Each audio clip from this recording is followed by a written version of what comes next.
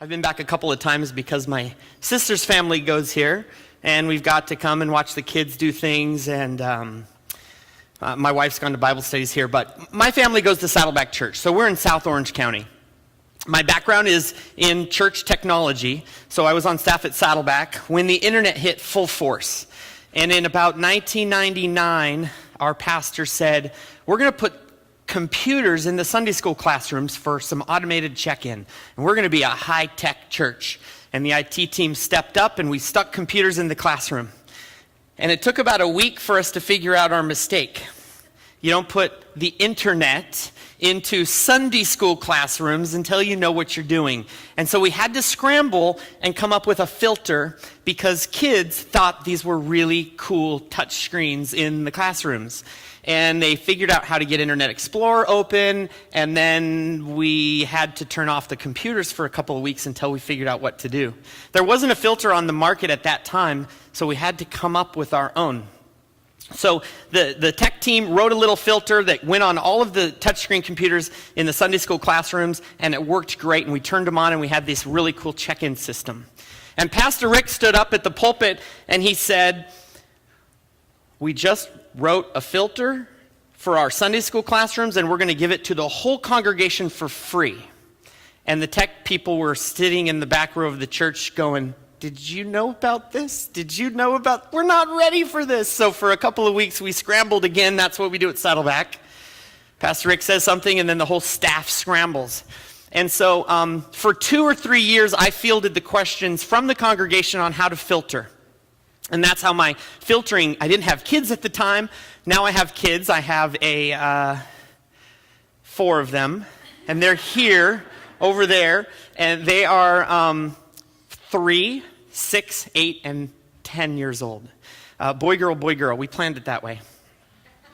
And so I am a church guy. My background is working for a church. And now I'm a dad. And first and foremost, I'm a technologist.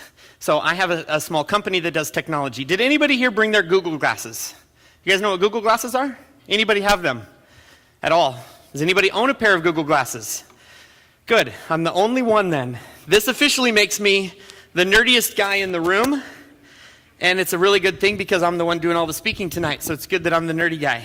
So these are Google glasses. Kids love these kinds of things. As a technologist, I get to buy gadgetry like this in the name of furthering my education so that I can come share about it and first and foremost help keep parents safe, or help keep kids safe, from the dangers of technology.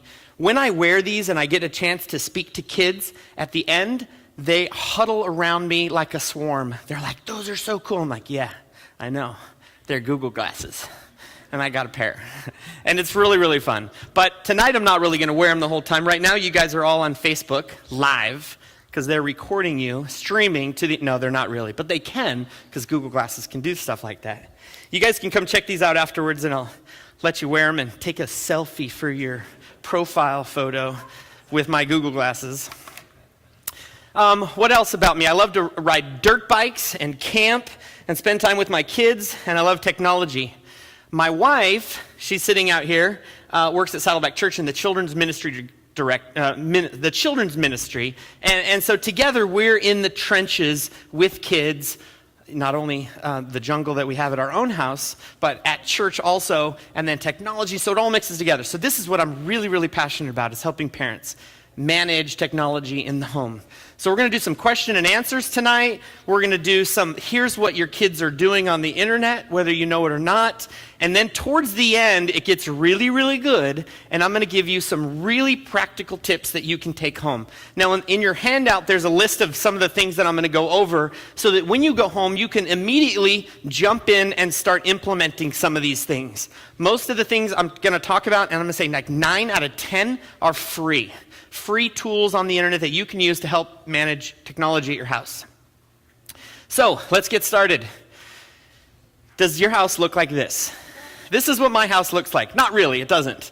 If this is what your house looks like, this is Mom saying, when are you coming home from work? It's 5 o'clock, the filter's broken, the internet's down, the Wi-Fi is not working, and the neighbors are knocking on our door saying that their teenagers are on our Wi-Fi and they don't know what to do about it.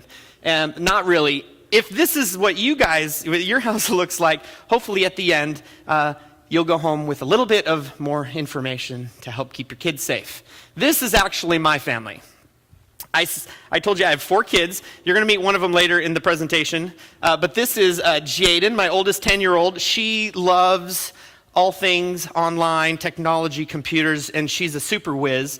This is Zach. He's my 8-year-old and just discovered PowerPoint, which is super fun for a tech guy like me. This is Blake, and Blake loves monster trucks and YouTube videos that have monster trucks in them. And this is my little Minecrafter, Madison. She's the one I'm going to have to look out for. She's sort of a bully.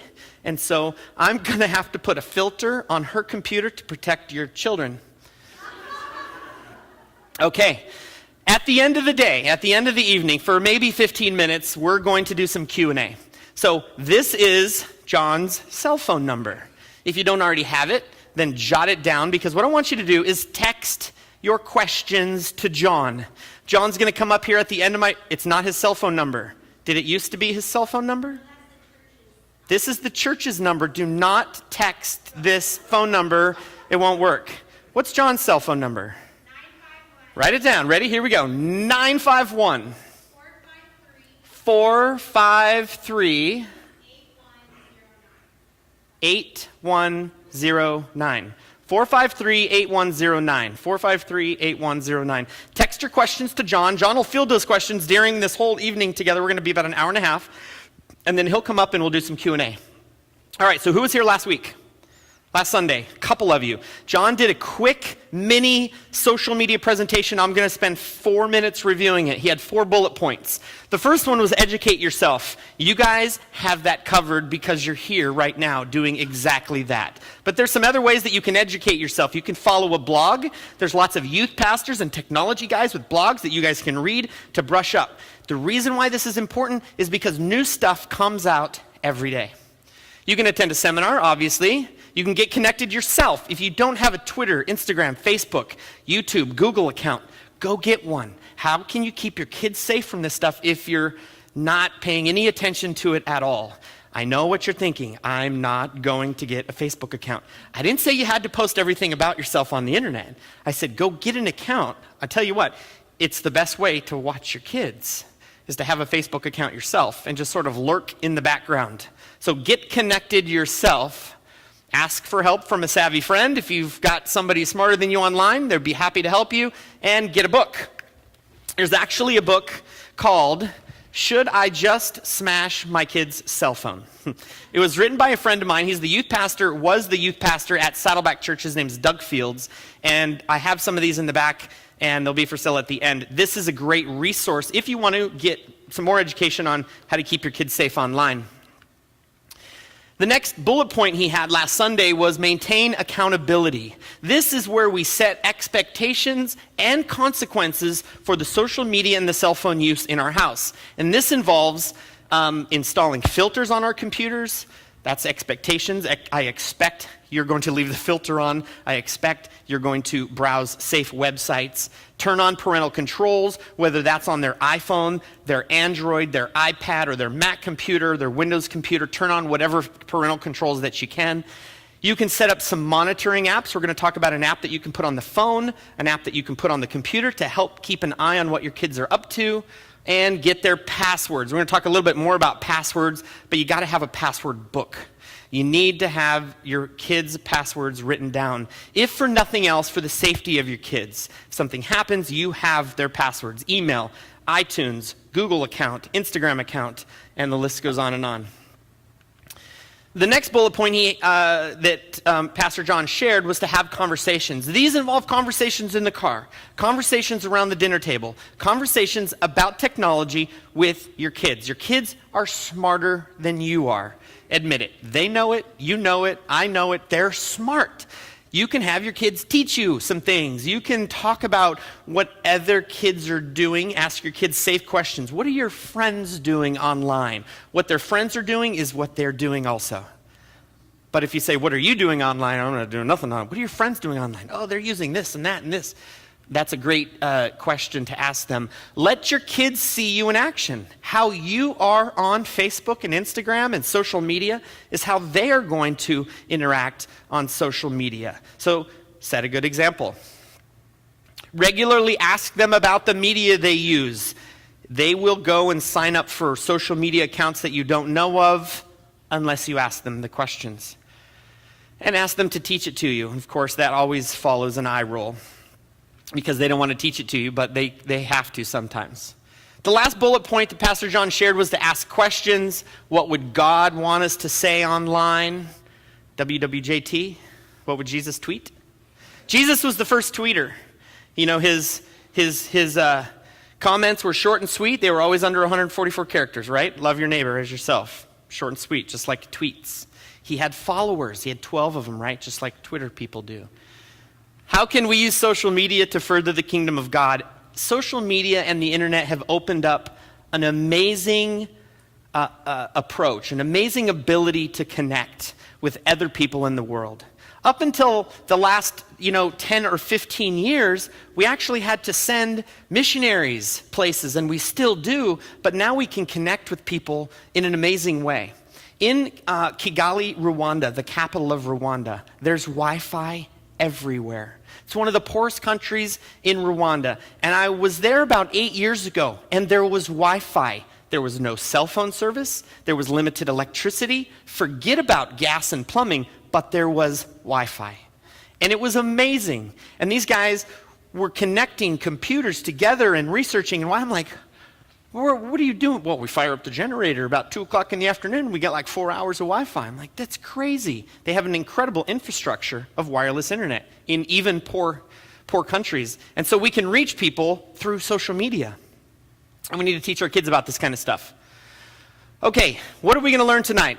Part 1, we're going to learn 4 biblical, that was the review of last Sunday. I wasn't here, unfortunately, but that was just the 4 bullet points that John threw out there in case you missed it. What are we going to learn tonight? 3 parts to tonight. Part 1, 4 biblical principles of technology. That's page 1 on your handout. Part 2 is the bottom of page 1 on your handout, and that is the what. What are our kids doing online? Where is technology going? What should we look for? And I'm going to tell you what some of the lingo is that the kids are using, what are some of the programs and applications the kids are using. This might be a slightly boring part of the presentation. I'll make it quick so we can get to the how. How can I put on practical filters? How can I put on practical monitoring applications? And what are some common sense rules for the home? Now, my kids are young, right? 3, 6, 8, and 10. So I'm just getting into the part where it gets really fun. Who has teenagers here? All right, some teenagers. Who has elementary? Lots of elementary. Okay, how about preschool or under 5? Okay, cool. Well, we've got a little bit of stuff for everybody tonight. Who has, well, hold on one second. So common sense rules for the home. So let's look at the first page of our handout. What I want you to do is in the circle, I want you to write how many internet-connected devices you have in your house. So think about it for a second. We've got cell phones. We've got iPads. We've got Wiis and PlayStations and Xboxes and iTouches. We have Dish Network connected to the Wi-Fi. We have Time Warner connected to the Wi-Fi. We've got computers. We've got laptops. If you're really, really savvy, you have a smart refrigerator with a touch screen that tells you when you're out of milk. It's where it's going, right? All right. How many people have 5 or more connected devices in their house? They wrote down 5 or more. Everybody, of course. How about 10? That's right. It's amazing. You didn't know you did until you just counted them, right? I'm seeing some nods. 12? Oh, Nelly. You guys stay after in the back corner. 14 internet-connected devices in your house. 16. Do I hear 16, 17, 17 going 18, 18, one's in the back, one's in the front row. How many devices do you have in your house? She's pretending. How about you? How about in the back?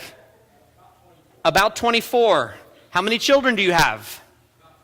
About 24. Wow.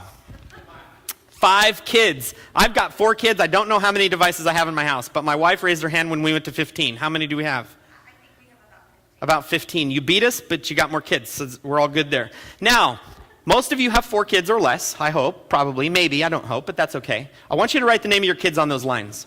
Because during tonight's talk, I want you to consider the internet-connected devices you have in relation to the kids you have. Because the filter on one device for one child is not going to be the same as the monitoring application for one device for another child. I might put a monitoring application on my 12-year-old daughter's laptop, but I'm going to put a filter on my 6-year-old daughter's iPad. So as we talk about these things tonight, I want you to think about which kid needs what, and I want you to think about what application would be practical for which device. Some of we want to watch, and some of them we want to filter. All right, here we go. Here's some current statistics. Teens spend about 5 hours a day online. I think it's much higher, but that's what the statistics say. 15% of kids have met somebody in person that they first met on the internet. Now that is incredibly low for 2014. Within 5 years, it's going to be absolutely normal to meet somebody in real life that we first met online, because our kids are growing up in a completely connected world. 17% of kids have hacked into a friend's social media account, or I should say have borrowed a friend's password. 25% of teens have cheated on a test using their cell phone. 32% have accessed pornography on purpose. The number is much higher when you consider accidental things that might pop up. 50% of kids have parental controls on their computers. This is the part that breaks my heart. Hopefully by tonight we're going to raise that number up a lot. 70% of teens hide their online behavior from parents. Now, a recent study done by McAfee, they're an antivirus company, they did a study just last year for teenagers. And what they determined is if teenagers knew their parents were watching, they would completely change their online behavior. So consider talking to your teen about monitoring them. Now, there's two schools of thought when we get to monitoring, and we'll talk about it more in just a little while. One school of thought is I'm not going to tell them at all.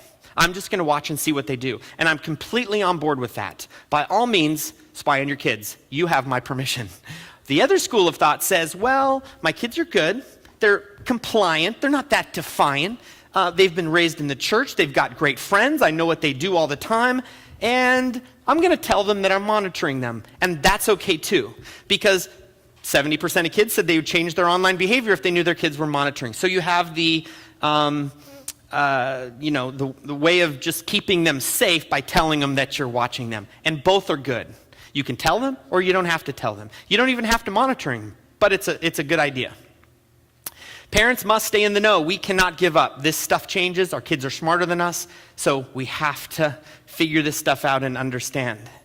All right, here's part 1. 4 biblical principles of technology. Technology was created by God. He created silicone. He created the stuff that we use for microprocessors. He created our brains to be so genius that we could create art and music and inventions and technology. And he knew that this was going to happen before it ever happened. God knew what technology was going to bring about. This is all his plan. He's not just the guy up there letting us do anything we want. He knows what's going to happen, and he's given us the creative ability to do amazing things with technology. He created us with creative ability. So, technology was created by God. Number 2, technology is not inherently evil. Technology is just the sending and receiving of signals. It's no different than our telephone. It's just data. We all know that technology isn't evil. It's what we do with technology that's evil. So number 1, God created technology. He created us with the ability to invent technology. And number 2, technology in and of itself isn't evil. The third one is technology has many good uses. We can, as you know, do global communication, family sharing, news, banking, shopping, sermons, books. We have unlimited educational opportunities. The greatest biblical scholars and authors have written over the past 300-400 years, and we have access to all of it on the internet. This is unheard of. We can get sermons from the favorite pastors of all time, all on the internet and practically free. And all of this is great. God is so good in what he's created for us. But technology can be abused by sinners. So God created it. It's not inherently evil. It has many good uses, but it can be abused by sinners. There's pornography, cyberbullying, cheating, illegal downloads, identity theft, screen time, addiction, stalking. This is enough to make you want to smash your kid's cell phone or throw it out the window because it's evil, right? Technology is evil. No, technology is not evil. Technology is good, but it can be very scary. So we have, based on these 4 biblical technology principles, we have 3 responses. The first one is to accept all technology. Now, we know that this would be not very wise to say to our 9-year-old, you can do anything you want online. You can use any device, go anywhere you want, use it anywhere in the house, have an unlimited access to technology. This would not be wise because, based on what we just learned, technology can be abused by sinners. So we don't want to accept all of it. Or we could block all technology, right? Technology is evil. No, technology is not evil. Technology can be used for good. So we don't want to block all technology. We have the helicopter parent who wants to protect their kids and hover over and make all the decisions for their kids and block everything under the sun. And then we have the parent who accepts everything and says, well, I didn't have many rules growing up and I turned out okay, so I'm just going to let you go to town. And we probably have some of both of those in the room. And the idea is to meet somewhere in the middle, right? We want to protect our kids and allow them to use technology because it can be used for good, but we want to put some restrictions in place and some rules, some guardrails to keep them safe. We want to develop the discipline of discernment with our kids. It's very important to take some of this information and teach our kids how to make right choices. Let me give you an example. At age 13, your daughter wants to download music. It's not Christian music, it's just music. And you Google the words, the lyrics with them, and you read them, and you talk to them about the lyrics of the song. At age 15, you let them download the music, but you ask them, did you look at the lyrics? And you talk about the song, and is that a good song? And at age 17, you pretty much let them download what they want because they're going to be out on their own pretty soon anyway. And you watch them real close, and you hope that they make good decisions. But in the process, from 13 to 17, you are developing the discipline of discernment. And you're going from lots of guardrails to very few guardrails. All right. Romans 16:19 says, I want you to be wise as to what is good and innocent as to what is evil. Now, innocent doesn't mean I want you to be stupid about it. This word innocent in the Bible means I want you to be not guilty. I want you to be wise to what is good, and I want you to be free of guilt from what is evil. Proverbs 22:6 says, train up a child. You guys know this one? In the way he should go, and when he was old, he will not depart from it. So we want to make sure we're training our children. We're not just setting up rules, because when they leave the house, they've got freedom. And they might just fall on their butt, and we're not around to help pick them up. So we're going to start out with lots of guardrails. Think of guardrails like a road, okay? Guardrails. They're going to keep them going down the right path, and then we're going to slowly remove some of the guardrails. And at age about 17 and a half, right? 6 months before they can legally move out of the house, we're going to remove those guardrails and let them make their own choices, and we're going to be there to pick up the pieces and give them some more instruction. All right? So that's sort of the idea. All right. What in the world are my kids doing online? We are on the bottom of page 2. Kids are doing social media. There's tons and tons of social media out there. There's only a couple of rules that I like to make it really, really simple for social media. There's 3 of them. Know the platform. Write these in the white space somewhere if you want. Know the platform, follow your child, and know their password. If you're going to let your kid on Facebook, you need to have a Facebook account. If you're going to let them use Twitter, you need to be on Twitter. If you're going to let your 9-year-old have an Instagram account, I highly suggest you also have an Instagram account. Now, as they get older, they're going to be able to go and broaden their horizons, and maybe you don't have to have every social media account they do. But at the beginning, you need to, okay? Because we need to make sure that they're safe. You need to follow your child, friend your child, connect with your child on that platform. That should be the rule. Now, if you're starting out young, like me, with little kids, it's pretty easy to put these rules into place, right? If you haven't had any of these rules and your kids are 17 and you're going to go home and say, I just heard a guy talk about social media and there's going to be some new rules in the house, you're going to have a little bit of a problem because you've let them do everything they want for 4 years. So hope is not lost. There's still hope. You still want to put some rules into place. But if you have young children, awesome. Because you start these rules at a younger age and it gets a lot easier as they get older. Know their passwords. This is a toughie if you've not asked them for their passwords up to this point. Because now you're going in and they're going, huh, what do you mean? You haven't asked me for my password for 3 years and now all of a sudden you want your passwords? This is crazy. Start now if you can. You want to start as early as you can. In our house, the rule is there's no secret passwords. We're going to know every single password you have from now till forever. That's just because we want to keep you safe. The big ones right now, still, Facebook and Instagram. Now, these are very regional. In certain parts of the country, different social media things are more popular. But here in California, by far, it's Facebook. Still, 70% of teens say that they have a Facebook account and they check it more than once a day. For the younger kids, 12, 13, 14, it's Instagram. How many people have kids with Instagram and Facebook accounts? A lot of you. Some of you don't. Maybe not yet. The law says you have to be, how old? 13 years old. That's federal law, and that has to do with the company like Facebook actually having information from a minor. But we all know that the average age of the kids getting these accounts is actually much younger. It's really 10, 11, 12 for Instagram, 12, 13 for Facebook. You can make the rule however you want, but don't say you're not going to have one because that's evil, because they're going to go out and either get one anyway, or as in the case of my niece, a friend is going to make one up for her and give it to her as a gift. Or they're going to leave the house and then just go crazy because I've never been allowed to have this and now I'm freedom and I'm going to do everything and I'm going to open up the doors to all this stuff. So pick the right age and then coach your child on how it works. Instagram. There's a couple things, because Instagram happens to be the most popular here, I think, in this crowd for these kids, there's a couple things that you can do to keep it safe. You want to turn off public sharing. You don't want Instagram to be open to everybody. You want it to be open to only your friends, and there's a setting in Instagram to do that.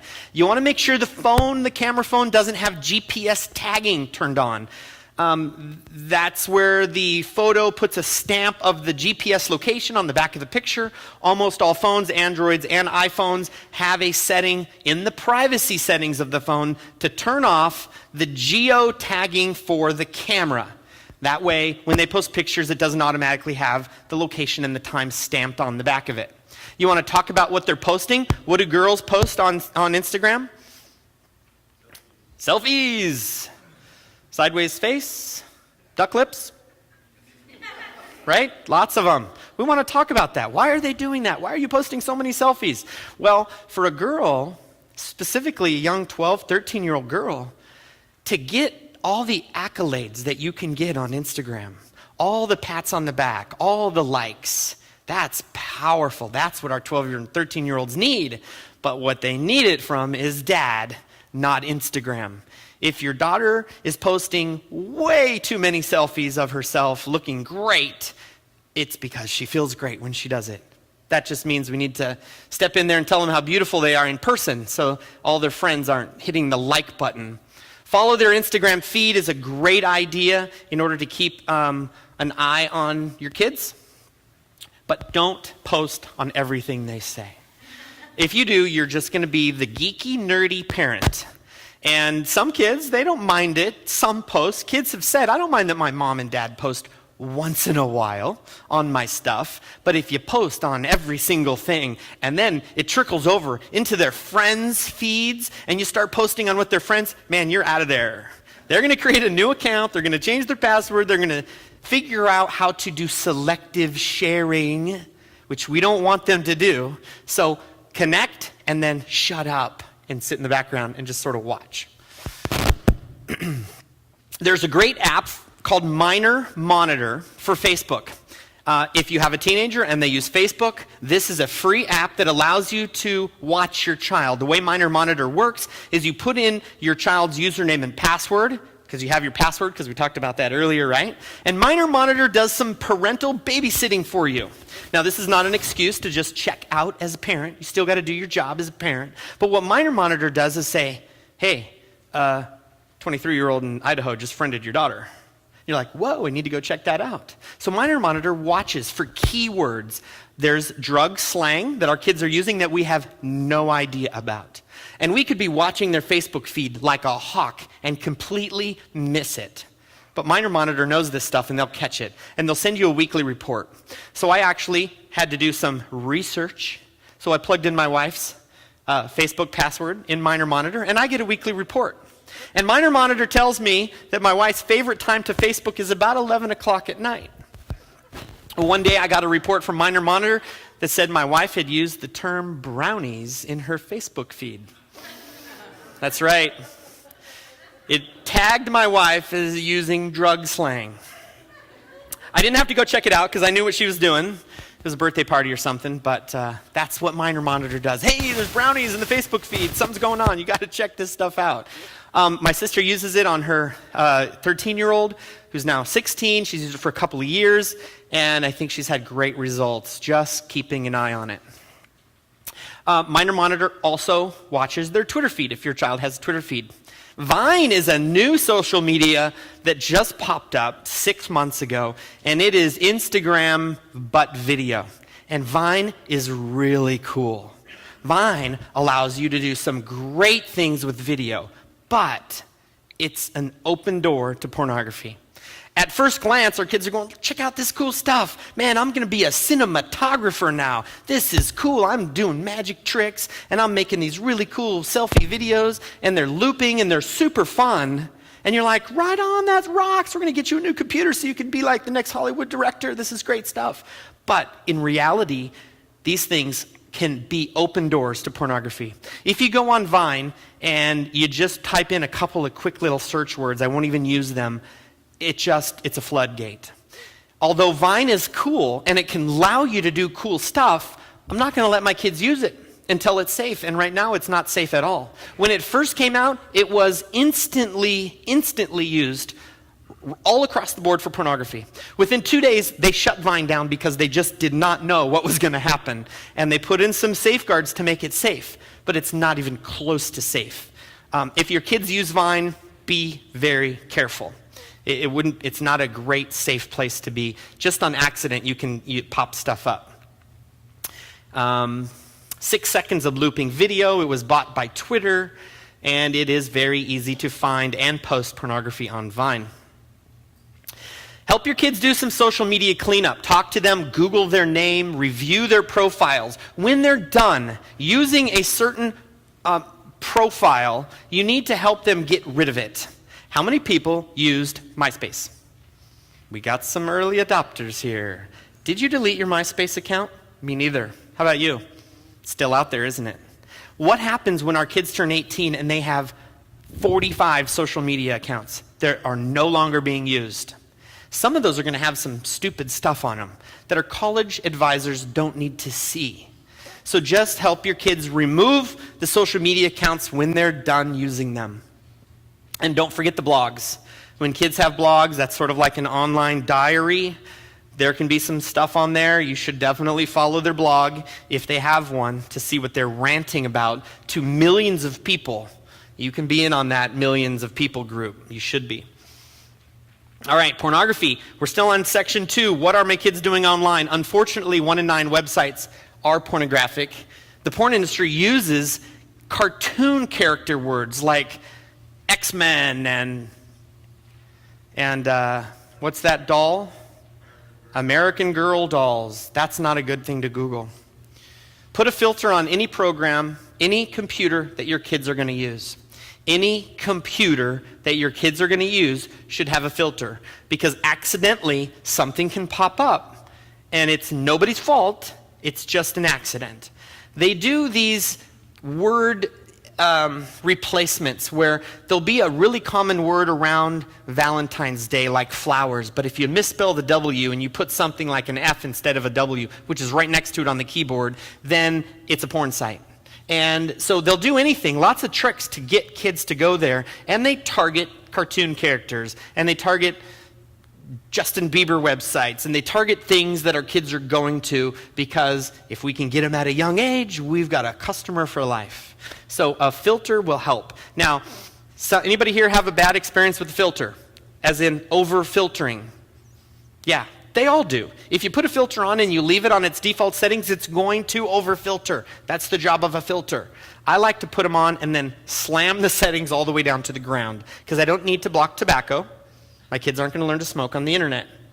But by default, they're blocked. And alcohol is blocked, and they're not going to buy a 12-pack of Bud on the internet either.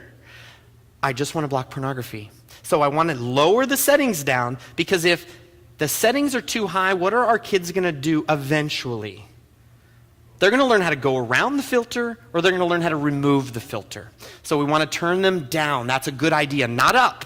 I'll leave the house of a parent I'm helping only to figure out they're like, I don't agree with that guy. He lowered it down. I'm going to block gambling, man. I don't want that in my house. And I'm going to block alcohol. And pretty soon they call me back and go, you need to come take this filter off, because my family's turning into, they're rebelling against me. And they've all started going to the internet cafe down the street because they can't even get to the sports websites. And so don't be that parent. That would be the overprotective helicopter parent. You can't go anywhere. Technology's evil. It's not so bad. We just need to be careful. There's a great filter we're going to talk about called Canine. That's on page 3. That's free, and you can lower it down. You can customize the settings, and it works really, really good. So you're going to put a filter on the family computer, the laptop, the cell phone, the iPad, the tablet. Don't forget the game console in the garage, your friend's house. You're going to walk over to the neighbors. I'm here to put a filter on your computer. Or I'm going to tell you when the next seminar is so you can bring your kids there, or your husband there, because my kids go to your house. Any device that your child's used, and this is especially important when they're younger. As they grow up, we slowly take things off. We take the guardrails down a little bit, but while they're younger, this is really, really important. The average child accidentally stumbles onto a pornographic website by age 12. The time for the new pornography talk is before this happens, not after. So in my men's Bible study last night, guy said, I just had the talk with my son about sex, the sex talk. But that's not enough. In this day and age, we have to have 2 talks. The sex talk that our parents had with us, and the pornography talk. This stuff isn't real. It is adult entertainment. This is not what a real marriage looks like. This is not what sexuality looks like. There's a lot of bad stuff out there, and this is not what our family considers valuable. And this is another talk that you got to have with your kids. But you want to make sure you talk to them about it before they stumble upon it, before you have to take the computer out of the bedroom. Peer-to-peer file sharing is not anything new. Napster has been around for a very long time. But we can spend all kinds of time and energy putting filters on our computers and forget that Napster and Kazaa and FrostWire and Shareware and BitComment are programs that allow us to download music and movies and videos and pictures and pornography without going through a web browser. Now, if you don't know what peer-to-peer networking is, ask your kids. They know what it is. Peer-to-peer networking is how they download music. You guys remember Napster, right? Napster was the first peer-to-peer network. Free music for everybody. The government stepped in, shut them down in 2001, and they popped right back up with lots of other names. These places, these websites, these programs all replaced Napster. This is how kids can download free music, movies, free programs. They can go down and look for a Britney Spears song, but accidentally get a Britney Spears sex tape. And so peer-to-peer networking for our kids is not a safe place. And if you have any of these programs on your computer, or you ask your kids, do you download free stuff on your computer? Then they need to come off. How much did you pay for music when you were 14? $10 for a cassette tape. That's what I paid, $14. How many songs are on there? 12 bucks. 12 songs, $14, right? I paid a little over $1 a song, but how many songs did I want? 1. So I really paid about 14 bucks per song. Our kids are paying 99 cents, right? They're getting a steal of a deal to buy music. It's not expensive. Go buy music. Don't download it for free. Not only is it illegal, but it's an open door to pornography. All right, we're almost to section 3, my favorite section. A new class of apps has popped up, and I can't even say this word, anonymous, anonymity apps. And anonymity apps are apps on cell phone that let you post anonymously. There was a website a number of years ago called FormSpring. FormSpring got shut down, and popped up its replacement, Ask FM.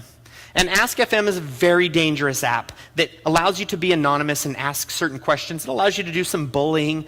But here's a couple, Whisper and Secret. And Whisper and Secret allow you to post all kinds of junk on the internet. Think of these apps sort of like the bathroom stall of the internet, where you can just post stuff, junk about other people, about teachers, and get away with it. And these are apps that we want to keep off of our kids' phones. On page 3, on the back, there's a list of 16 apps that are on my naughty list. Now, that doesn't mean you can't use them. You might see some on there that you regularly use. These are just some dangerous apps that you need to use some extra precaution on. And Secret and Whisper are both on that list. Yik Yak is another app that was created by some college students. Sorry about that, guys. I'll just be still. It was created by some college students to get a whole lot of people together in a really quick fashion, like a flash mob. But what they found is that kids are abusing it. And it trickled down into the high school, and it became really dangerous. Because the way Yik Yak works is it only broadcasts what you say to people about a quarter mile in circumference of you. So you can Yik Yak on a high school campus, but nobody will see it unless they're physically, GPS phones, right? They know where you are, unless they're physically on the campus. School administrators are battling this. They don't even know what to do about it. But Yik Yak's not a good app. There's another one. Sorry about that. Maybe I just need to be real still. There's another one called Sober. And Sober, should I just take this off? You want me to try using another one? It's turned off all by, there we go. Let's try that. I just wiggled the cord. There's another one called Sober. Sober was dreamed up in Las Vegas because what happens in Vegas stays in Vegas. Everything on Sober deletes in 24 hours. The tagline for this stupid company is, live life in the moment. Nothing you do tonight is visible on your profile tomorrow. Nothing you say is kept on our servers past 24 hours. Do anything you want. Connect with anybody you want. Now, here, tonight, and tomorrow, it's all gone. Think about a college student with this thought. I can connect with people and post things and meet people, and it's very location aware. So it knows where you are and helps you to connect with other people where you are. And these things are coming down the pipe to our junior high and high schoolers. Right now they're being abused by the young 20-year-old crowd. But it won't be long, just like Instagram, trickles downhill to the younger kids. That's also on my bad app list. Oh, here's a scary picture. So this guy is our typical online predator. This is Bill, and he lives across the street from the church. It's mom's basement. He's on parole. He's got lots of time on his hands, right? And he sits on the computer and looks for our kids and pretends to be a 14-year-old girl or a 17-year-old boy. But he's not. He's a crazy guy living in his mom's basement on the computer all day. But this is an online predator too. This is a 17-year-old who might find it socially awkward to connect with people in real life, but very easy to connect with people on the internet. This might be a kid you know. And to a 14-year-old girl and a 17-year-old boy on the internet can be very dangerous. They're at different stages of development. You need to be careful who your kids are connecting with online. It's not always typically the hairy ex-con, the naked hairy ex-con and the computer screen. It's also the kid a couple years older that lives down the street. And there's a lot of young men and probably socially awkward young women who find it much easier to connect on the internet. And it's always easier to connect with someone a few years younger in this developmental stage. So be careful who your kids are chatting with online. Secrecy is the predator's greatest weapon. Communication is our greatest defense. If your kid has a computer in a bedroom with a shut door, that's secrecy. That's where this stuff happens. Communication is our greatest advantage. Open communication lines with our kids about technology, what they're doing, who they're talking to, is our greatest defense. 2 questions predators always ask is, where is your computer, and are you alone? And if you say, as a kid, I'm in my room, and yes, I'm alone, the predator goes, woohoo, I got a winner. It's time to pick it up a little bit. If the answer is, I'm in the kitchen and my parents are right next to me, he's out of there. And he's on to his next victim. So we're going to teach our kids, if you're chatting with somebody online that you don't know, and this is probably going to happen, parents, someday, and someone says, where's your computer? It's in a public spot of my house, no matter where it really is. And are you alone? No. I'm in a room full of people right now as we're chatting. And they'll just go find somebody else. So those 2 questions we're going to teach our kids. Anybody know what catfishing is? Catfishing is when you pretend to be somebody else online in order to create a false identity or pursue deceptive online romances. It's pretty common in high school right now for kids to pretend they're somebody else and create an online identity that's not real and talk to somebody they might know in person but pretend to be somebody else. And catfishing, there's even a TV show on MTV called Catfishing. And it's all about tricking people online and pretending they're not who they say they are. This is something that our kids just need to be aware of. Who you're talking to online isn't always who you think you're talking to online. Sextortion is when a person uses guilt, power, knowledge, or secrecy to get kids to do sexual favors for them. There was a kid who got a video feed of a girl's laptop in her bedroom and got a couple of pictures snapped of her somehow. And then he used those pictures against her and said, you need to send me more or I'm going to put them on the internet. She didn't know what to do. She felt she had to. And then the cycle began and all kinds of photos flowed from there because she got tricked or caught with just one innocent photo. That's why we got to be very careful to teach our kids about this sexting thing, which we'll get into in a second, that it's not a safe thing to do at all, and it can lead to crazy things down the road that we need to be very careful about. Cyberbullying is pretty bad. In August of last year, this young lady, Rebecca Sedgwick, was bullied on Kik and Snapchat. And the 2 girls that did it because she stole one of their boyfriends. They bullied her in real life. Her parents found out about it and removed her from the school.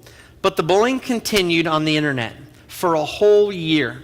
Well, one of the girls it was Ask FM and Kik that they did the bullying on. One of the girls told her to go jump off of a building and die. And the next day she jumped off of a water tower and killed herself. These 2 girls were picked up. That's their mugshots. And the local sheriff was unable to prosecute them. He just couldn't do anything. They told her to do something, but it didn't pan out. And that young lady died simply because of cyberbullying. And when I first heard of cyberbullying, I thought, oh man, you need to teach your kids to just fight. You know, go punch the girls and lights out. You know, be strong. But the reality is, that's some pretty crazy, dangerous stuff for a teenage girl to be told, you're ugly, you're fat, nobody likes you. And it can be really tough. A couple of things that you can do about cyberbullying is ask your kids questions. Where's my clicker? Ask tough questions like what if questions. What if you got picked on online? What would you do? What do your friends do if they get picked on? Do you know anybody that's gotten picked on? Those are safe, general questions that you might get an idea from your kids about what's going on. Keep the laptop and the cell phones out of the bedroom for as long as possible. Eventually, at some age, they're going to find their way into the bedroom. Hopefully, your kids have matured and developed enough to where they can make good decisions, but they are not going to make good decisions at 12. I promise you. They're just not. So you got to keep them out of the bedrooms for as long as possible. In our house, the computers don't go upstairs, period. I don't think I've ever had to tell my kids to take the iPads out of the bedroom because the rule is they just don't go there. And it's easy to set when you have 4-year-olds, right? So if you have 4-year-olds, start now. Look for the signs of bullying, depression, excessive sleeping, complaints of headaches, stomach aches. Same as real bullying. Cyberbullying and real bullying are pretty darn close. And remove apps that are commonly used for bullying. Ask FM is a commonly used app for bullying, so let's take it off of our kids' phones. Kick is a commonly used app for bullying, so let's take it off of our kids' phones. Whether or not it can be used for good, that's an app that opens doors for bad. Okay, this is my daughter, Madison, and she is a cyberbully. She's really not a cyberbully, but she does run our house. Believe it or not, this picture was taken on Easter Sunday. If that is not the picture of a bully on Easter Sunday at church posing, so you have to put apps and monitoring applications on your kids' devices to keep your kids safe, and I have to put them on my kids' devices to also keep your kids safe. From Madison. She's not really a bully. I like to joke about it because this is such a funny picture. Some of your kids are followers. I have a 10-year-old. She's a bit of a follower. I'm going to have to watch her to make sure she's not bullied. And then I'm going to have to watch my 6-year-old for a completely different reason because she's a go-getter and there's going to be other kids following her. Sexting is the sending of sexually explicit photos or text through one's mobile phones, and it's a pretty big deal in high school these days. This is Snapchat, this is WhatsApp, this is Kik, and this is Wicker. Wicker's tagline is leave no trace. Your communication should be private. That's their tagline. And so they say we have no servers, we don't keep anything at all, and everything is deleted instantly. So these apps are very commonly used for sexting, not good apps. There's another brand of apps called hookup apps. And hookup apps were developed by college boys. Who writes applications? 22-year-old males. They are the programmers of applications. And what do 22-year-old males think about in college when they have nothing to do in their dorm rooms and they're writing apps? Well, they figured out that if an app knows your location and it knows common interest, it can hook you up with other people in that location with common interest. And these are hookup apps that will allow you to hook up with a male or a female in a certain geographical area on a campus. And they're all on the back page, and you need to take a look at your kids' phones and see if any of these apps are on there. They have names like Tinder, Blender, Grindr, Scout, Swoon. Here's one called Down, where it connects to your Facebook. So in Down, you have all your Facebook friends, and you just scroll through the list, and if you want to hook up with them, you swipe up. And if you want to get down with them, you swipe down. If both people have the app, and they've both swiped up to hook up, it notifies each other. Do you get what I'm saying? It's crazy. We haven't even thought of these things. We haven't even think about these things because we would never think of using something like this. But the college kids are, and it's trickling down, and these ones are in high schools right now. We are the first generation of parents to have to manage our kids' social media footprint, their digital footprint. College and employers are going to look at their digital footprint. So we have to figure out how we're going to teach our kids to keep a safe digital footprint. And that means watching them online, making sure that they're doing safe stuff. Right now, 25% of college advisors say they look on social media before they accept somebody into college. 25%. I think it's higher. By the time your kids are into college, it's going to be way higher. As an employer, why wouldn't you Google somebody's name before you hired them? That makes no sense not to. You want to make sure that your kids have a clean digital footprint for the benefit of their future. And our parents didn't teach us this because they didn't have it. We are the first ones that have to figure this stuff out. All right, part 3, my favorite part. Let's see what time it is and get into the nitty-gritty. All right, we got about half an hour. How do I keep my kids safe from the ever-changing world of technology? I'm going to go down this list pretty fast, but I am going to go from top to bottom. This is the application part. This is what you get to take home and do. This is where you might have questions and you might text John. Here we go. First thing you need to have on your computer is an antivirus or an anti-malware program. This is going to help keep your family safe from things like identity theft, scams, malware, check fraud. So if you have a Mac, go home and put Sophos on it. Joshua, poke your head out here for a second, Joshua. Joshua and I get the, there's Joshua, thank you. He's actually hiding behind the screen because we're going to do some cool stuff in just a second. And Joshua and I have found in the last month, we've probably cleaned viruses off of about 5 Macs. Now, we've been doing this for 10 years. And for 10 years, we've been cleaning viruses off of PCs. Macs can't get viruses, right? Well, as Macs gain in popularity and Windows computers go down in popularity, the hackers find more bang for their buck with Macs. So Macs can get viruses. And believe it or not, in the last month, we've cleaned off viruses from 5 Macs, which we haven't had to do before. These are free programs. AVG Antivirus is our favorite, and Sophos is our favorite for Macs. Make sure you have those on your computers. Who has kids under 6? Okay, does anybody here have Kidzooey? Anybody? Jeff, you have Kidzooey. I think I put it on your computer. Kidzooey is a browser for kids. Now, your kids at age 6 will probably outgrow Kidzooey. But 4, 5, 3, 4, 5, 6-year-olds, you want to let them go do some fun stuff? This is a free browser, and it's awesome. There's buttons here to play games. There's, up at the top, you see movies, funny videos. When you click on funny videos, it takes you to a little page that shows you about 50 funny YouTube videos. Totally safe for kids. You want your kids to go watch stupid videos that are funny on YouTube, but you don't want to let them watch YouTube because something might pop up on the sidebar. That doesn't happen in Kidzooey. My kids have watched every video on Kidzooey.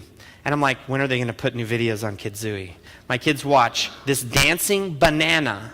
And I know the words to the song inside. Anybody seen the dancing banana video? Well, it's played regularly in the morning at our house on Kidzooey, and my kids think it's hilarious every single day. But Kidzooey is good. My kids are starting to outgrow it, but it's a great app for young kids. Passwords. This is really, really important. Remember, we're on how to keep your kids safe. This is a little password book. They're $5 or $10 at Staples. You've got to have a password book to keep your passwords. If something happens to your kids and the police say, let's check their email, and you don't have their email password, or let's use Find My Phone, and you're like, I don't really have their iTunes Find My Phone password. Let's check where they were yesterday on Instagram. Oh yeah, sorry, don't have the Instagram password. That'd be a bummer. It's super easy to just write them down. So get yourself a password book.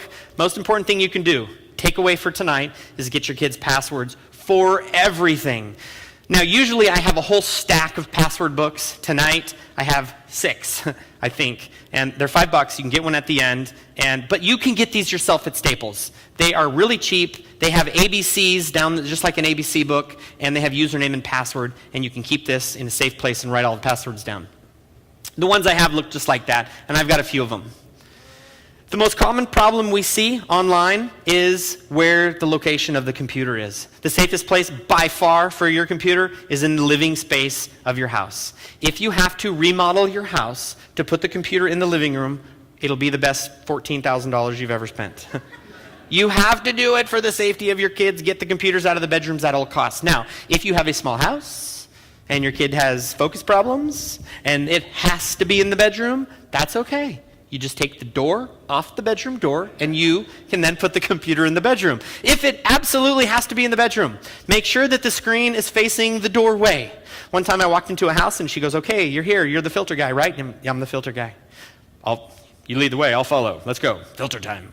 So we walk up the stairs. I'm like, oh, computer in the bedroom, here we go. She opens the door. Here's the bedroom. Here's the door to the bedroom. Here's the desk with the computer. It's in the very middle of the bedroom with the screen facing the door, typing, doors over there, beds behind. Middle of the, you ever seen that? It's not really normal. I said, that's a really strange place for a computer to be in the bedroom. She goes, yeah, that's what I thought. It used to be over on that wall. I could see the screen. Just moved over to the middle of the room about a week ago. I'm like, That's crazy. We need to move it back over against the wall, and then you need to take the door off, or take the computer out of the bedroom if you can, because that's where the dangerous stuff happens. That's where the cyberbullying happens, and that's where the pornography happens, and that's where the sexting happens. That's where the dangerous stuff happens, in the bedroom. Move it into the living room if you can. Kitchen, family area. Cell phones at night are also a big problem. Where does your kid put his cell phone at night?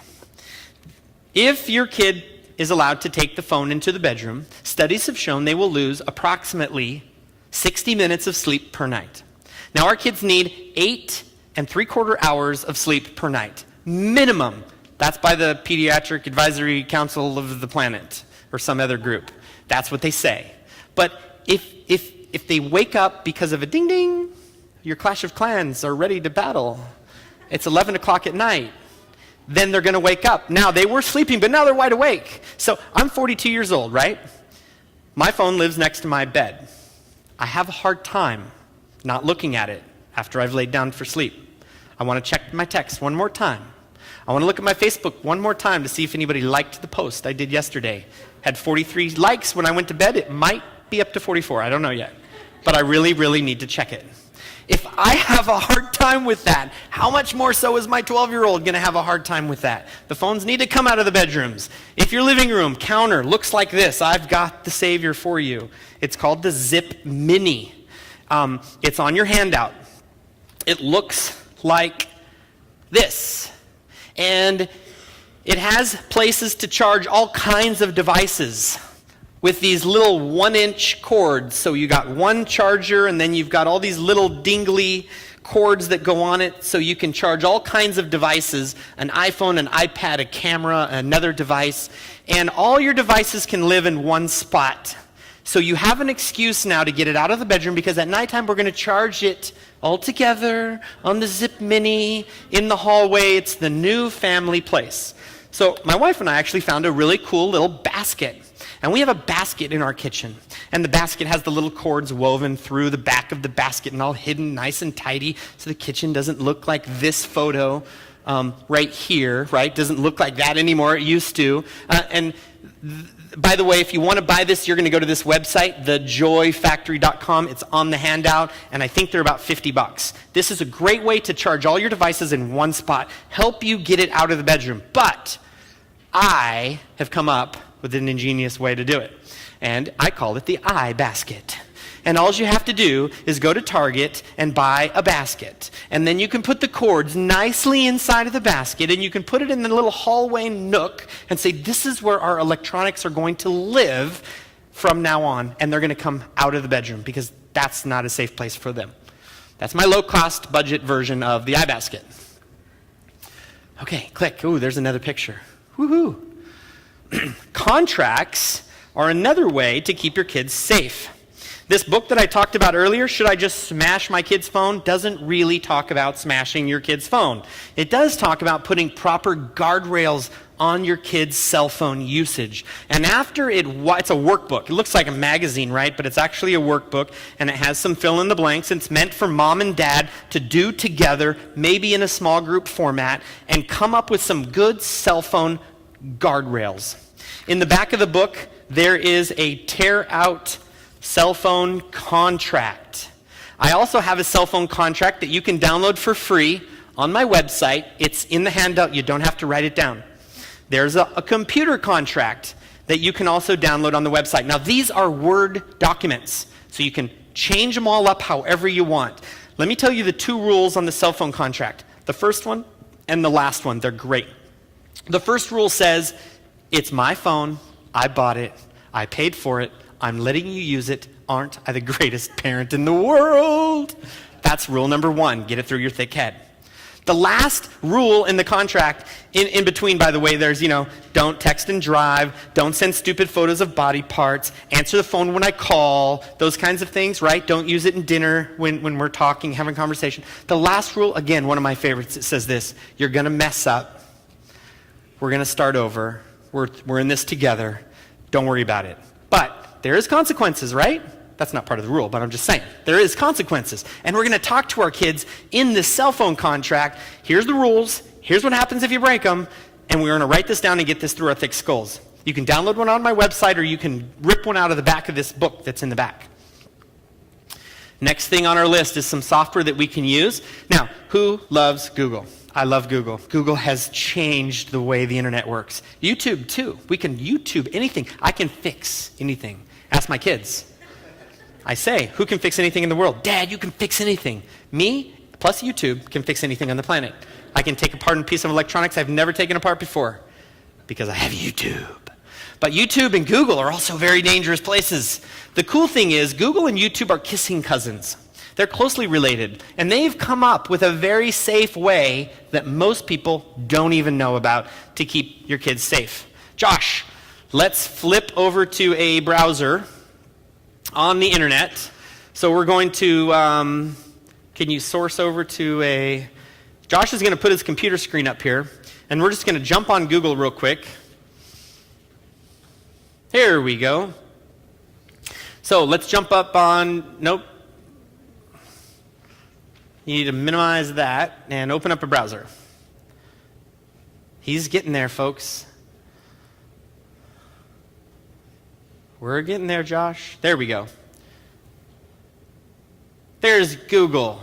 So if we Google something, let's go ahead and click in the lower right-hand corner. Right down here in the corner, we have a button that says Settings. Go ahead and click on Settings, and we're going to go up to Search Settings. You guys probably didn't even know this existed. Some of you may have.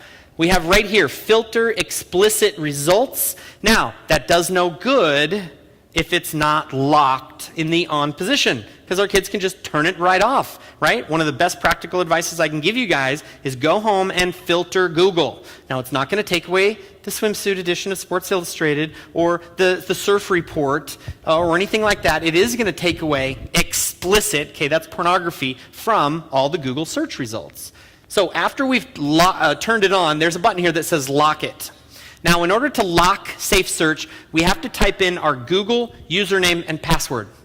If you don't have a Google username and password, it is a Gmail address. And these days, you use your Gmail or Google username for all kinds of things. If you don't have one, you can get one for free. It takes all of about 3.5 minutes. Or if you're 12 years old, you could do it in about 90 seconds. So you're going to get a Google username and password. Now, once you've locked it with your Google username and password, it can't be unlocked unless you sign into that username and password. So now Google is safe. You're going to do this on all browsers, Internet Explorer, Safari, Mozilla, Google Chrome. You're going to do it on all the browsers on the computer for Google. So now we're not going to sign in, but once you've signed in, Google is now safe to search. Now let's flip over to YouTube, because YouTube is almost identical, but a little bit different. So on Google, you remember the button was in the lower right-hand corner, and it said Search Settings, right? We clicked Filter Explicit Results, and then we locked it.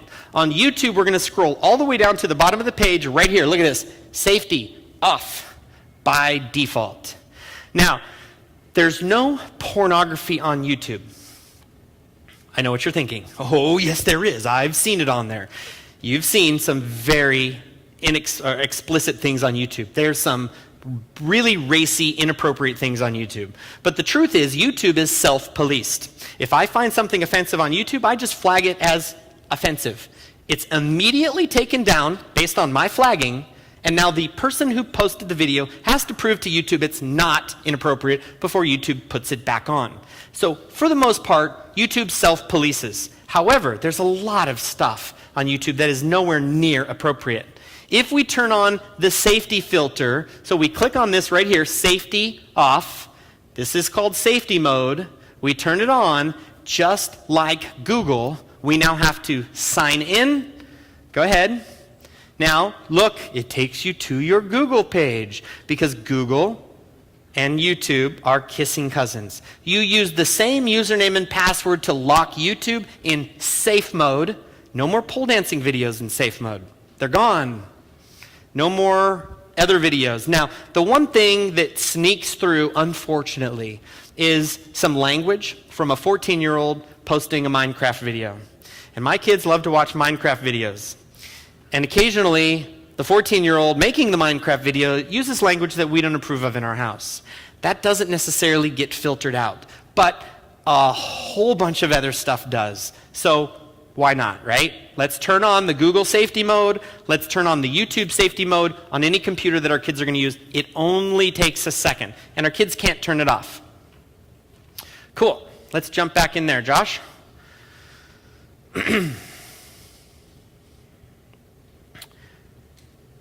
And we are around slide 60. 60, enter. Nope, no, just hit 60, enter. Hit 60, enter. Should go right there. Okay, let's just jump ahead. Where were we before we jumped out to our cell phone contracts, Google, YouTube, and here we are. Here's a couple of apps that you can use to help keep your teenagers on their homework. This is called self-control, and this will block certain things while allowing certain things. So when you start self-control or freedom, okay, this is a Mac, see my little Mac icon here, and this is freedom, this is for a Windows computer. You can say, no Facebook, no Instagram, no YouTube, but I am going to let you go to do other things. So it just lets them do their homework without getting sidetracked by social media. So you can block social media, but allow them to do their homework, and you can say, hey, 2 hours, start. Boom. That filter is turned on, and it's not able to be turned off for 2 hours unless the computer restarts. And I know there's, kids might restart the computer. I think freedom even goes one step further, and it doesn't even allow it to not restart. So these are homework helpers, and they're both free. Now, this is my favorite. This is K9, and K9, we're about halfway down our list, is a filter for a computer. It works on a Mac, it works on a PC, and it's free. It takes about 10 minutes to install, and here's my one tip for you. Lower K9's filtering levels down to the ground. What do you really want to block? Think about it really carefully. Pornography is one of them. There's another thing that you want to block called proxy servers. And you're going to see proxy servers in the K9 settings. But you don't need to block alcohol. You don't need to block tobacco. If you do that, your kids will learn to go around the filter. They'll learn Billy down the street doesn't have a filter. They'll learn Dad's iPad doesn't have a filter. And they'll start using those devices because my computer's just way too filtered. And I've seen this 1,000 times. I had a lady call me today. She goes, I need you to come back and remove everything you put on. I said, I've never had that request before. She goes, oh, they're horrible. They're blocking everything. I said, did you change the settings? Yeah, we turned some settings on, but now they're just way too restrictive. Okay, I'll come help you, give you some more instruction on how to make them more effective. But I have to do that often when parents turn the filter back up because they think that they're doing their kids a favor there. Their kids, with enough time on their hands, will figure out how to remove the filter. And we don't want them to figure that out. We don't want them to even see the filter. We want it to be invisible. So lower it down. It works best. If you have Safe Eyes, Net Nanny, or another one that I like called X3, kudos to you. Those are great. Don't take those off to put K9 on.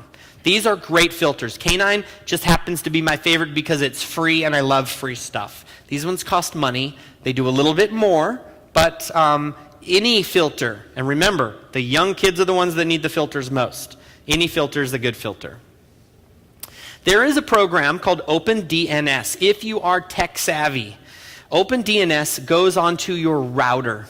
You all have routers in your house. They're wireless routers. All 15 of your devices go through the router. If you put one setting change on the router, one setting change, and the instructions are at the OpenDNS website for every single router, all of these routers and more, if you make one setting change, your router becomes a filtered router. So the phone, the iPod Touch, the Xbox, the neighbor's laptop, all are filtered through OpenDNS. And believe it or not, it actually makes your internet a little bit faster. I know that sounds crazy, but your internet service provider provides a service to you called a DNS service. It tells your computer where to go on the internet. OpenDNS does the same thing. It tells your computer where to go on the internet, but it does it a little bit better than your internet service does. So your internet might just increase just a little bit, and it's now filtered. And you get to specify, just like K9, what level I get to make, and what I want to filter and what I don't want to filter. This is a little bit on the tech side. So you either need a 12-year-old to help you, or you need to find a tech-savvy friend, or have your IT guy do it. IT guys all know what OpenDNS is. You ask your IT guy, hey, you ever heard of OpenDNS? He goes, oh yeah, we have that here. Got it at school? Most of the kids' schools use OpenDNS in order to filter the whole network at the school. So they don't have to have filters on every single device. But it is a little bit techie. We're getting close to the end, folks. Spectre Pro and eBlaster are monitoring programs for the computer. Now, 10 years ago, 5 years ago, these were huge. We didn't have iPads and cell phones. Kids did all of their stuff on the computer. These days, not so much, right? But they still do use the computer.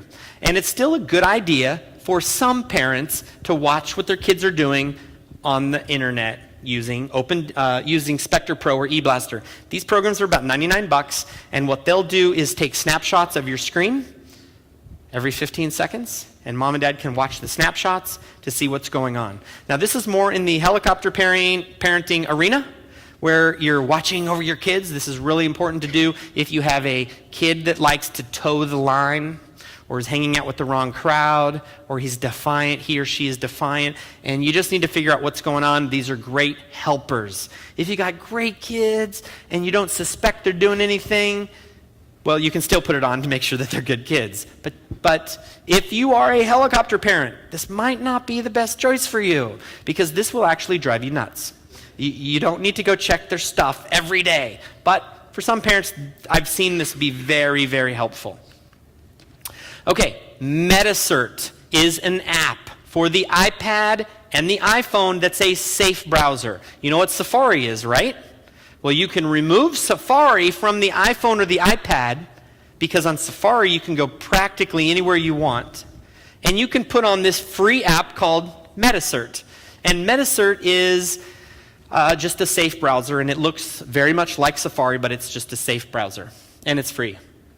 Josh, let's flip over to the Apple TV, and I'm going to see if I can't do a little demo here with my technology. So I'm going to put my iPhone up on the screen for you. So right now we've got my iPhone up there, and I'm going to click right up here on browsers, and I'm going to go to MetaCert, and you'll see that MetaCert looks just like any other browser. But if I went to an inappropriate site by accident or on purpose, it would say MetaCert has blocked this page. I'm not going to do it. I'm just saying that's what it'll say, and you're going to have to trust me. Now, it doesn't do you much good to put MetaCert on and leave Safari on, right? Because which one are you going to use? It's very, very easy to remove Safari on the phone. I'm going to show you how. So we're going to go up into settings in the upper right-hand corner. I'm demoing this on the iOS device because from what I've seen, this is the most popular device. How many people have, their kids have Android phones? Android phones, some of you do. In the handout, there are some apps that I'm not going to demo up on the screen tonight for Android phones. And they're towards the bottom, there's 3 of them. But this is a super easy thing to do on the iPhone, iTouch, or iPad. So here in settings, I'm going to scroll down to General. And in General, I'm going to scroll down a little bit more, and I'm going to go to this feature called Restrictions. The restrictions setting allows you, I'm going to click Enable Restrictions. Now I'm going to type in my parental password, okay? 0000. Don't use that one. They'll guess it. 0000. You type it in twice. Now that my restrictions are turned on, right, I'm going to turn off Safari and watch what happens. It was right there. And it simply vanished. It's gone because I went into the restrictions and I just turned it off. Now, there is a feature. I'm going to go back to it again. Back to settings. Back to restrictions. Type in my secret adult password 0000 that my kids don't know, and I'm back here again. There is a setting, if I choose to leave Safari on, there is a setting down here towards the bottom that allows me to go to websites and say limit adult content. Now, if I limit the adult content, 2 very cool things happen. I can't go to adult websites in Safari. That's very, very cool. But an even cooler thing happens. There's a remove history button in Safari. Everybody know what I'm talking about? I see some blank stares. There's a remove history button, which kids all know about in Safari. When you turn this feature on, limit adult content, the remove history button goes bye-bye. So now, not only are our kids blocked from going to adult websites in Safari, but they can't remove their history either. The button's simply gone. There's a button called Private that allows you to search private things. It's gone. The remove history button, it's gone. So it basically puts this in parental mode. The other thing that we can do in this restriction section is we can control the content. I can say my kid's only going to download PG movies. They're only going to watch shows rated G. I can say that I'm not going to let books be downloaded that have explicit sexual content. One of my favorite restrictions here, and this is one I would highly recommend, is the app restriction. It's right here under apps. I can go under apps, and I can say I want to set it for 12 plus. Now, all the devices in my house are set for 12 plus. This isn't 12-year-olds. This is 12 to 17. Any app that has an adult feature like Swoon, Grindr, Up, Down, all these bad apps that we've been, talking about, Yik Yak, they all fall in this category right here. So I can simply limit the iOS device by turning on the 12 plus category. Now, they'll still be able to get into things like Facebook and Google and other cool apps that they might use, but the adult-related apps now disappear. So on my phones, I have the 12 plus setting. I also have the website set for limit adult content. And then my favorite one is up here on deleting apps. If you set the phone so that they can't delete apps, they're less likely to download apps they know they're not supposed to download because they can't delete them. So you say, I'm going to let you download anything you want. I'm just not going to let you delete anything. So you know what kids do, right? You can't use Yik Yak or Snapchat. They'll leave the house, they'll download it, they'll use it, they'll come home, they'll delete it. And the cycle repeats the next day. But this means, no, you can't delete it. So once in a while, I might pick up your phone and do a little check. And if I see when you push them and hold them and they start to shake, and there's a little X, when you do this, there's no X anymore. I need to delete this quickly before I get home, and they can't. If you have toddlers, you'll know all about the in-app purchase feature right here. How many people have had a $100 iPhone, cell phone, Apple bill? Right here, how much was it? Come on, you know it was $450. And they took it out. Yeah, Apple's real nice about that. If you don't know what an in-app purchase is, it's when you download a game like Minecraft or Clash of Clans, my favorite, which is a free app, right? And then halfway through the game that says, you want to buy a bag of green gems for 99 cents? Because then you can get to level 2. And our kids click it, and they click it again and again and again and again and again and again, and $750 later, I've seen it. You have an iPhone bill, credit card statement comes, what's going on? This, if in the hands of a younger than 5 or 6-year-old, will help keep that from happening. Or if you have a defiant 14-year-old, you could do the same thing. So there's a couple of settings right on, right? Limit adult content, the 12 plus setting for the apps, no deleting apps. This just changed the game for the iPhone. Now, all of these settings aren't available on some of the older devices, so upgrade your device because with the upgrade comes new features. Josh, let's flip back to the PowerPoint. All right, couple more. TeenSafe is an app that allows you to monitor your kids' text messages. And I just saw a few people straighten up in their chairs. Yes, you can. This is brand new, maybe 5 months old. The way that the iPhone works and the iPad is it backs up your device to iCloud. TeenSafe looks at the iCloud because that's where the backup lives and allows you to look at their phone call log, their search history, their websites visited, their chats, their Kik messages. Did you hear that? If your child uses Kik, you can read all the Kik chats by using TeenSafe. Nothing goes on their phone. Nothing. Their phone simply backs up to the internet, right, to iCloud, and TeenSafe reads iCloud. Now, this is not for everybody, and I don't think you need to go out and monitor your kids 24/7. We need to teach them the discipline of discernment. But for some parents, it's a good idea for a season to keep them safe, and this is a very easy way to do it, if that's something that you have to do. Life 360, anybody use Life 360? A couple people? Life 360 allows you to see where everybody in your family is. So, you guys know what Find My Phone is? Think of Find My Phone on steroids. Life 360 is free, and it allows you to locate everybody. So, dad knows where mom is, mom knows where dad is, mom knows where daughter is, and daughter knows where dad is too. It's family location awareness. Josh, can you flip back over to that one more time?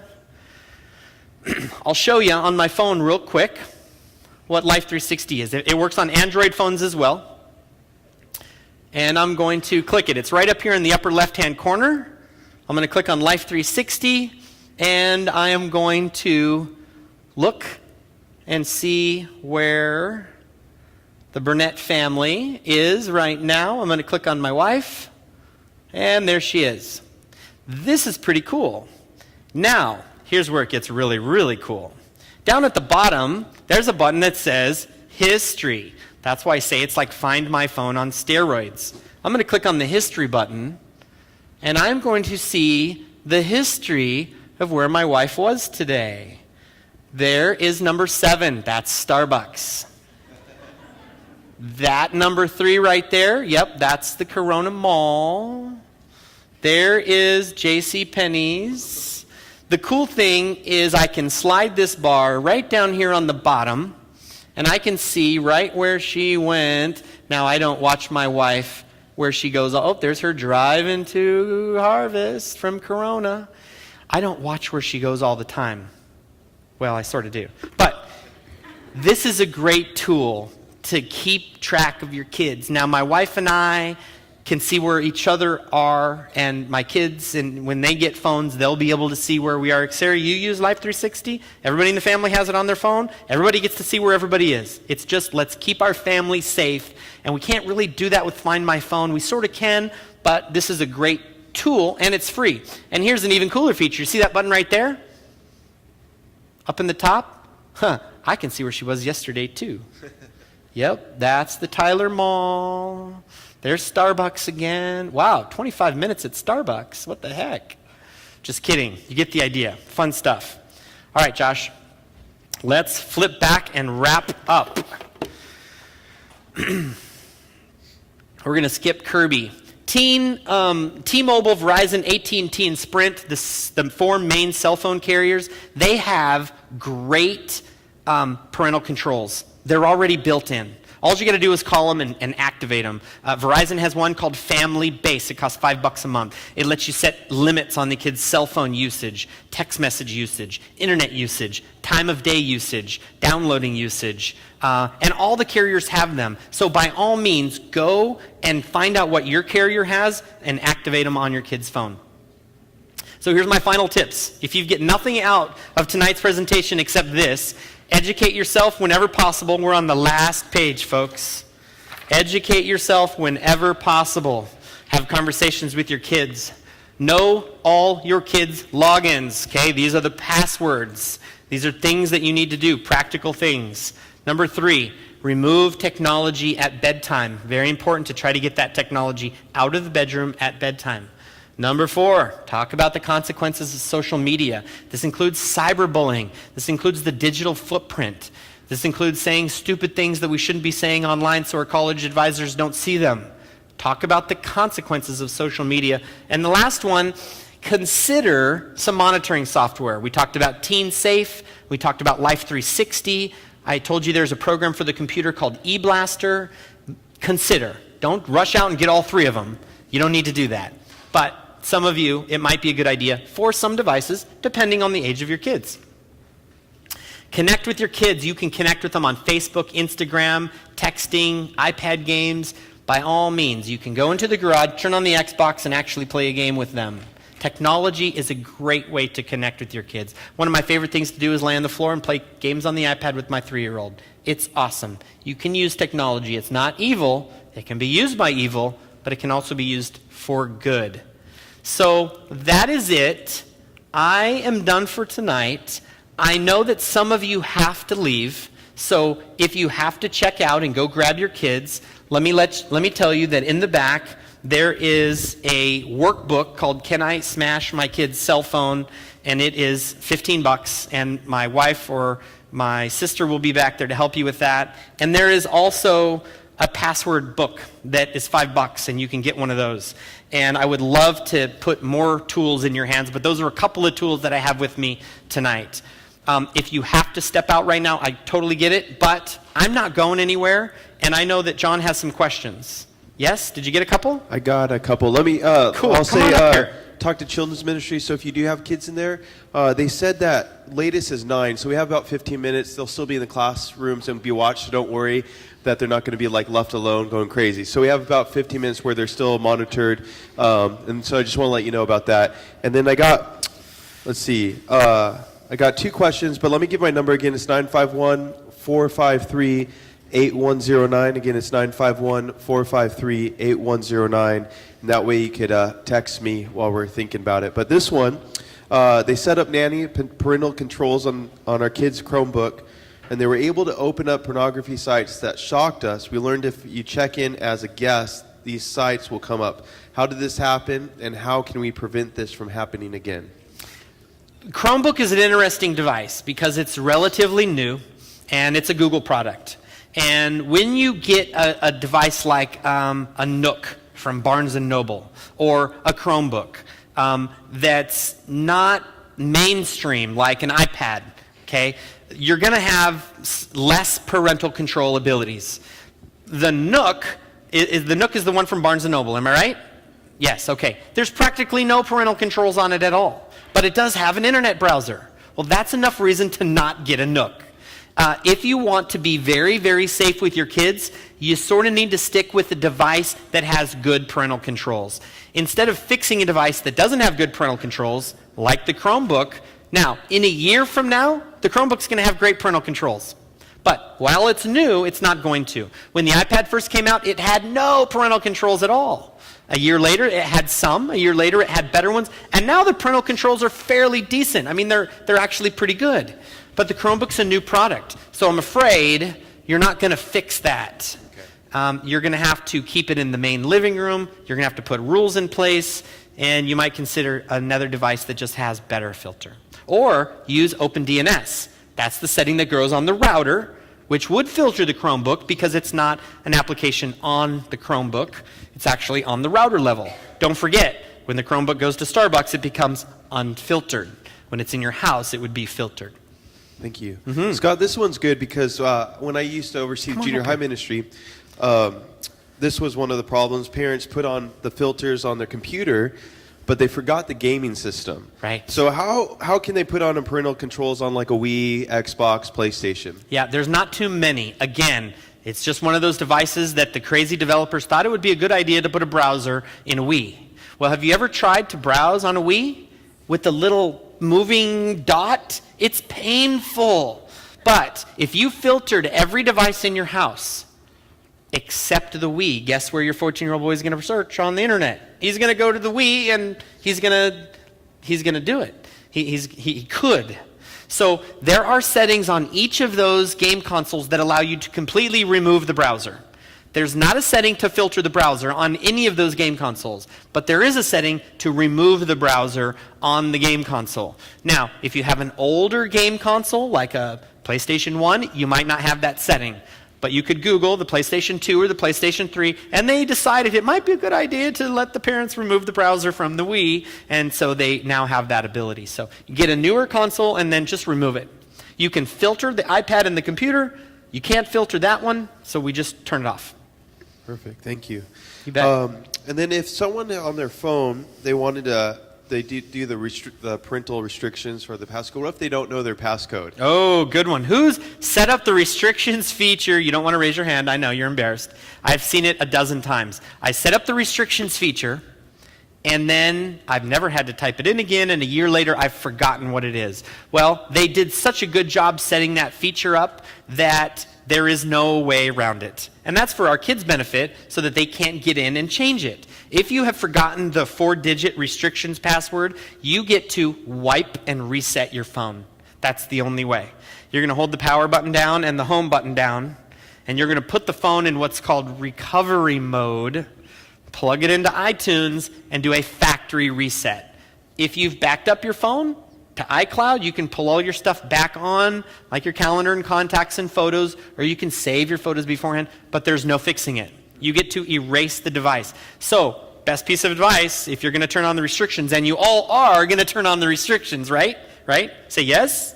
Yes, okay. You're going to write down that 4-digit number because you can't do anything about it if you lose it.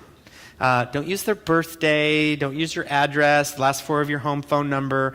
Those are ones that they might guess if they're, remember, they've got a lot of time on their hands, more than we do, to guess these things. So use one you've never used before. Write it down somewhere. Great question.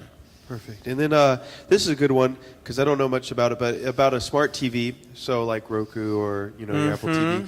Is it in to track your Wi-Fi through mobile banking? To track your wife's mobile banking? No, your Wi-Fi. I'd like to track my wife's mobile banking. No, you can't track your Wi-Fi on a Roku through the internet. It's sort of back to the same thing as the Chromebook. There's very few parental controls because the Roku is such a new device and it's used by such a small market right now. In time, the filter will get better, but that's where you can go to OpenDNS, because OpenDNS will not let boobs.com on the internet on any device, no matter what device it is, even the Roku. So everything has to go through the router, and the router gets to say what's allowed and not allowed. So that's really the only thing for a smart TV or a Chromebook or a Nook with the browser is that OpenDNS router level filter. But that's not where our kids do most of their surfing, right? They do most of it on their phones. They do most of it on their iPads. They do most of it on the family computer. Those 3 we can manage very easily. It's those other little ones that we might have to take out of the picture for a season or just keep it in a family space. Now, I know you talked about the program that you could install that uses through the iCloud and kind of keeps track of the texting and stuff like that. Teen Safe. And that's a good program. In youth ministry, we had a girl that got in trouble. She was texting, but she deleted all her iMessages, but her mom didn't know about the extra different text message accounts that she could do online. And so when she got in trouble at church, and actually got caught at church, and we had to show mom the text message. But this question that kind of goes with it, the software that backs it up using iCloud, what happens if the child deletes the message before the phone backs up to iCloud? It doesn't back, it backs up all deleted text messages. All text messages are backed up. Even the deleted ones are backed up. So the cool thing about TeenSafe is it records all the text messages and all the deleted text messages, both. It didn't at first, but now it does. Perfect. So it's a great feature. And then you talked about OpenDNS. How much does something like that cost? OpenDNS is free. It's free. It doesn't cost a penny. Perfect. You just have to make one change on your router, and then it filters everything. That's the tech savviest thing I talked about tonight, is OpenDNS. K9's cheap and easy, free and simple. Setting the restrictions on the iPhone, cheap, simple, free. OpenDNS is not in there. On a scale of 1 to 10, tech savviness, it's probably, up there in 7 or 8. You might need to get some help for that one. But they do have great instructions on there, and, just ask the neighbor, 9-year-old next door. He'll help you out. Do they just go to the link that you put on here? Yep, the links on the handout will take you right there. My Facebook page is on the front of here, and if you want to connect with me on Facebook, or you want to keep up with what kids are doing, or reach out and ask questions, that would be the best place to do it. And I'd be happy to answer questions for you too. Perfect. I got a question. Yes. I have young ones, 5, 3, and 10 months, and so my 10-month-old is like all about technology in his mouth. But One thing that like I really want to do, you talked about Proverbs 22:6, train up a child in the ways that he should go. And I know it's talking about righteousness, but part of that is also living life, being wise with what they do in decisions. Do you have a good kind of thought process, like certain age groups, like here's what they should have access to, here's obviously when you want to kind of loosen up a little bit, and what would you recommend for a 5-year-old and maybe a 10-year-old and then also a 15-year-old? What do you think would be a good progress? That is a great question. I would say the iPad with proper restrictions set up is an awesome tool for a 5-year-old. And my kids love using the iPad. We've loaded it up with math games, science games, Bible story apps, and we allow them to use it. It has a big rubber case because it will roll down the stairs, and we have had a cracked iPad before the big rubber case. And so that would be a great starting point. A family computer, not their own computer, but a family computer in the living space of your house, that's the kitchen, the dining room, the living room where mom and dad are most, would be the next level up. And your 6, 8, 10-year-old can, learn a lot on the computer with our supervision. Around age 12 or 13, maybe 14, you're going to start looking into a child having their own computer, maybe a laptop. That's when we need to make sure we have good filters on them. Now, we want filters on the family computer that our younger kids are using, but we might consider putting a monitoring program on the 12, 13, 14-year-old's computer while we're teaching them how to be wise on their computer. Then you get into that 16, 17-year-old where things really start to loosen up. Hopefully, you've done a good job training them up, and you can start to relax the filter a little bit. Maybe take off the monitoring program if you have a compliant child who's making great choices, because by 17 and a half, we don't want them to have rules. We want them to be making choices on their own, where we get 6 months or so to watch them so we can still pick them up. And we still have house rules, but we might not have strict guardrails like we did when they were 10 or 12. So there's this progression. With technology, it would probably go iPad, shared computer, your own computer with lots of filters on it, and then maybe some monitoring, and then we start to loosen them up. But your kid would be a Kidzooey on the family computer, and an iPad with all the settings set to be as restrictive as possible while they're 5. Yeah. Perfect. I didn't get any more text message questions, so. Anybody have any questions they want to just throw out there? Yeah. I just put the nanny on our household computer. Uh-huh. But both, and I just did that, both the kids have their own tablet. What do I need to do for the tablet? Well, NetNanny's only for a Windows or Mac computer. What kind of tablet do they have? Maybe an iPad or an Android tablet or a Chromebook? Androids? On the handout, there is a program you can put on the Android. It's called Cloud ACL. So if it's an Android operating system, at the bottom, you'll see Cloud ACL, which is an Android web filter. You go to the Google Play Store on the Android device, and you download Cloud ACL. And that's the filter for the Android. There isn't anything like NetNanny for the Android. Cloud ACL is all you're going to get. It's good, though. It'll work. Yeah. It's not as robust as NetNanny. NetNanny lets you set time controls, app controls, web controls. It's a full-featured parental control program. And Cloud ACL is just a filter. Just a filter. That's it. Yes, Cloud ACL is free. Any more? Yeah. I recently started using YouTube with my preschooler. Awesome. And I've been making playlists to avoid the pop-ups to the side, but we're still getting ads Yeah. for things like rated R horror movies and stuff that come Yeah. up. So is there any way that I can... Did you turn on the family safety filter on YouTube? Okay. Then you go to Kidzooey. Kidzooey's got some great, there's more than 50, I exaggerated. There's some great videos on there. There isn't any way to get those ads on the right-hand side from coming up. The only thing you can do is put the filter on. And if it's... Not on the right-hand side, it's the ads that are in the actual video screen that are like 30 seconds long or whatever before the video starts to play. Try this. Put K9, that's the filter I talked about, and one of the settings in K9 is block advertisements. Now, generally, you wouldn't turn that on because there's advertisements on almost every website. And if you go to a website and say block advertisements, the website's not going to look right. It's going to have these crazy squares all over it. But maybe that would work to block some advertisements on YouTube. And maybe you can learn how to quickly toggle that on and off so that the rest of the web looks right. But YouTube is a little safer. And then try Kidsvee. All right. All right, you guys, I'm not going anywhere. So if you have some questions, come on up. If you want to take a selfie with my Google Glasses, come on up. I cannot say enough about this book. I didn't read it. I didn't write it, Doug Fields wrote it. Thanks, Josh. However, I've just recently finished it. And for setting guardrails for your kids, proper guardrails, and managing those guardrails, and going from many guardrails, high guardrails, to low guardrails, to finally no guardrails, this is the book. So last night I took this to my men's Bible study group and I said, guys, this is awesome.